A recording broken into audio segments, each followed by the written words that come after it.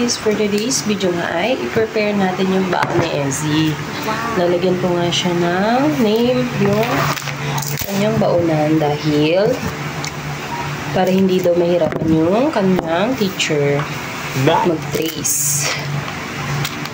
Kasi parents is not allowed inside. Kaya ayan, lagyan natin ng name. Nakapag-almusal na si Ezzy. Nakahiga siya dun sa sofa. Ayan. Diba?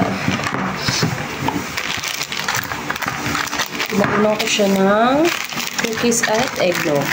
And then, Dutch milk. Tapos, meron siyang water. Ayan. Ready na. So cute. Tapos ko na nga siya niyan guys, paliguan at kumain. Kaya ayan, binibihisan ko na lang siya. Ayaw niya ngang bumangon guys at umiiyak pa. Pero buti na lang nung kumalma na siya ay good mood na agad yung bata. Yes! Buti na nga lang hindi siya nagtatantrums kagaya ng iba niyang classmate. Kaya ayan, magaan lang para sa akin. Nice! Okay nga lang na hindi muna sila naka-uniform, kaya naman hindi ko siya pinag-uniform dahil panay laro nga siya doon sa kanilang playground. Next week nyo na nga lang siya guys makikita ang naka-uniform.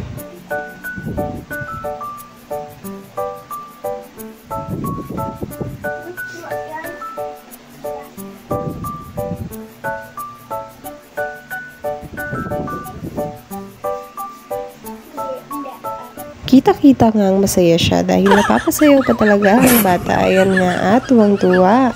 Mukhang excited nang pumasok sa school.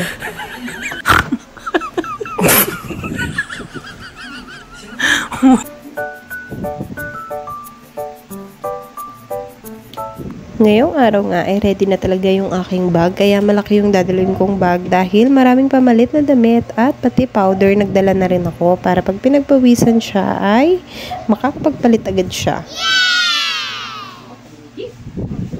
Ito nga po at nakasakay na kami sa tricycle at papunta na kami ng school. Malapit lang naman to dito sa amin. Pwede nga pong lakaran pero dahil morning at pagpapawisan lang yung anak ko kaya sumakay po talaga kami. Nung pauwi na nga kami ay sinabay kami ng isang momshi na naging close ko nga at classmate din ni Ezzy. Ayan nga po at hanggang dito na lang aking vlog. Thank you for watching and God bless!